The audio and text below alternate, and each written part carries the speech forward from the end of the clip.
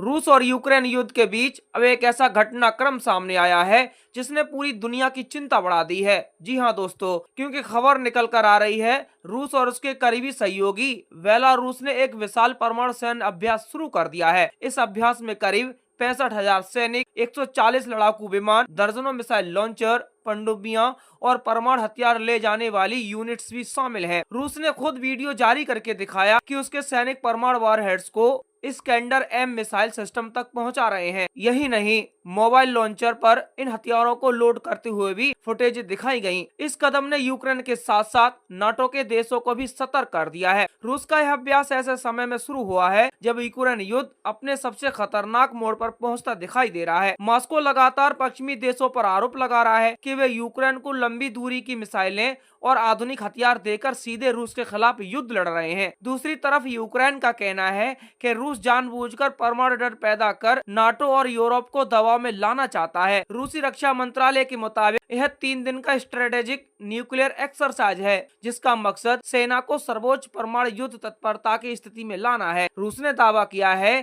कि इस अभ्यास में 200 से ज्यादा मिसाइल लॉन्चर, 73 युद्धपोत, 13 पनडुब्बियां और 140 एयरक्राफ्ट शामिल हैं। यह संख्या बताती है कि यह केवल सामान्य ड्रिल नहीं है बल्कि रूस की सामरिक शक्ति का प्रदर्शन भी है। अब सबसे ज्यादा चर्चा इस्कैंडर एम मिसाइल सिस्टम की हो रही है। यह वही मिसाइल है जिसका इस्तेमाल रूस यूक्रेन युद्ध में कई बार कर चुका है। इस्कैंडर एम लगभग 500 किलोमीटर तक हमला कर सकती है और इसमें पारंपरिक या परमाणु दोनों तरह के वॉरहेड लगाए जा सकते हैं। रूस ने इन मिसाइलों को बेलारूस और कलिनिनग्राद जैसे इलाकों में तैनात कर रखा है जहां से नाटो देशों तक आसानी से पहुंचा जा सकता है। रूस और बेलारूस के इस संयुक्त अभ्यास ने यूक्रेन को बेहद नाराज भी कर दिया है। यूक्रेन के राष्ट्रपति जेलेंस्की ने दावा किया है कि रूस बेलारूस को युद्ध में और गहराई तक खींचना चाहता है। यूक्रेन का कहना है कि रूस बेलारूस की जमीन का इस्तेमाल करके फिर से उत्तरी दिशा से हमला करने की योजना बना सकता है, ठीक वैसे ही जैसे साल 2022 में कीव पर दबाव बनाने की कोशिश की गई थी। यूक्रेन ने अपनी उत्तरी सीमाओं पर सुरक्षा बढ़ानी शुरू कर दी है। रिपोर्ट्स के मुताबिक यूक्रेनी सेना चेरनिहाइव और कीव की दिशा में अतिरिक्त सैनिक भेजे हैं। यूक्रेन को डर है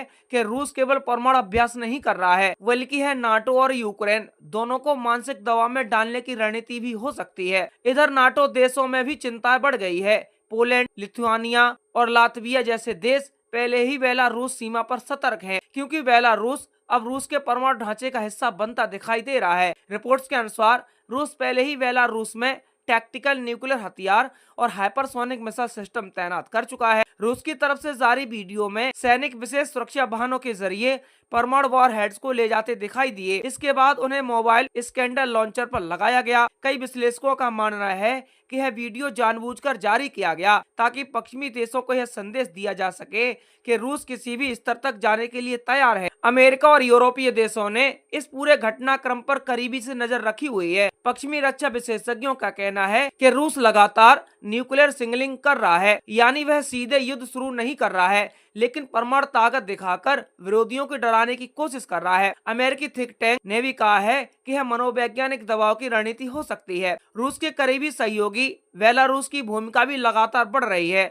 बेलारूस के राष्ट्रपति भी लंबे समय से रूस के साथ खड़े हैं। साल 2022 में जब रूस ने यूक्रेन पर हमला किया था तब भी बेलारूस की जमीन का इस्तेमाल रूसी सेना ने किया था। अब फिर से बेलारूस में संयुक्त परमाणु युद्धाभ्यास शुरू होने से आशंकाएं तेज हो गई हैं। रूस का कहना है कि यह अभ्यास किसी देश के खिलाफ नहीं है लेकिन समय और परिस्थितियों को देखकर दुनिया इसे अलग नजर से देख रही है, खासतौर पर तब जब रूस और नाटो के रिश्ते शीत युद्ध के बाद सबसे खराब दौर में हैं। रूस पहले ही चेतावनी दे चुका है कि अगर पश्चिम ने यूक्रेन को और ज्यादा उन्नत हथियार दिए तो स्थिति बेहद खतरनाक भी हो सकती है। रूसी अधिकारियों ने यह भी संकेत दिए हैं कि पश्चिम अगर सीधे युद्ध में शामिल हुआ तो परमाणु प्रतिक्रिया से इनकार नहीं किया जा सकता।